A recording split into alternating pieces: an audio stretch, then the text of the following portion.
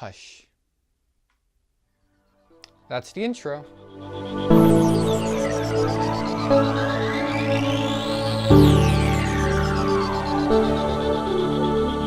Hush is the 2016 film starring John Gallagher Jr., Kate Siegel, and directed by Mike Flanigan, and is about a mute and deaf author named Maddie, who lives out in the woods to work, but when a masked killer appears outside her house, she must find a way to get out of the woods and look for help.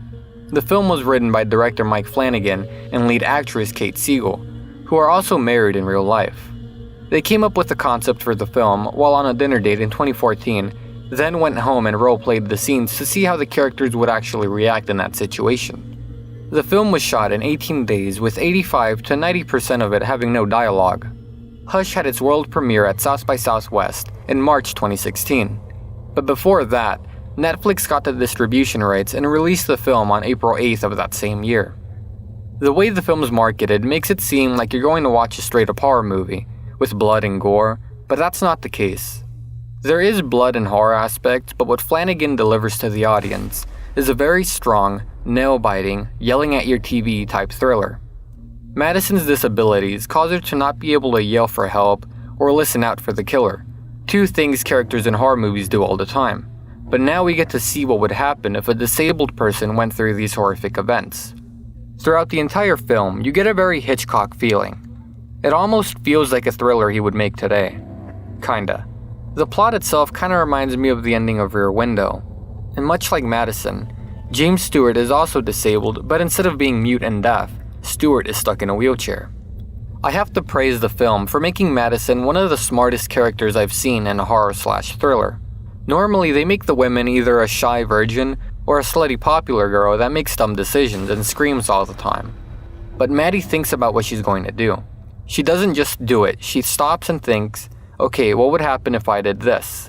What outcomes can come out of that? And that makes the film even more suspenseful because there's points where she's able to outsmart the killer. But then something happens that gives the antagonist the upper hand again. You root for her to escape, and as the film goes on, we feel more and more desperate and claustrophobic, which makes the ending so much more impactful. The villain, who is referred to in the script as the Man, is played by John Gallagher Jr., and Jesus Christ did I hate him. And I mean that as a compliment. I found his character to be very likable in 10 Cloverfield Lane, but here, I just want to see him lose or die or hurt himself, anything. I don't want to say any more on that, just watch the film yourself and you'll see what I mean. I did have a minor nitpick though.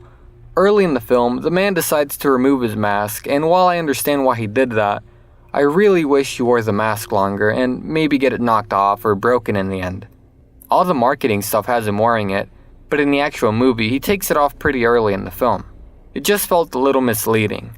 Imagine if Jason Voorhees or Michael Myers took their masks off 25 minutes into the film. Now that would be shit. Other than that, I really enjoyed watching this. If you're a fan of thrillers, this is a must-watch. It has a short and sweet runtime of 81 minutes, which is rare to hear nowadays. It feels like every movie has to be at least 2 hours now. Either way, I'm going to give Hush 9 out of 10 misleading posters. Thanks for watching. Come back next week to find out what else is on streaming services.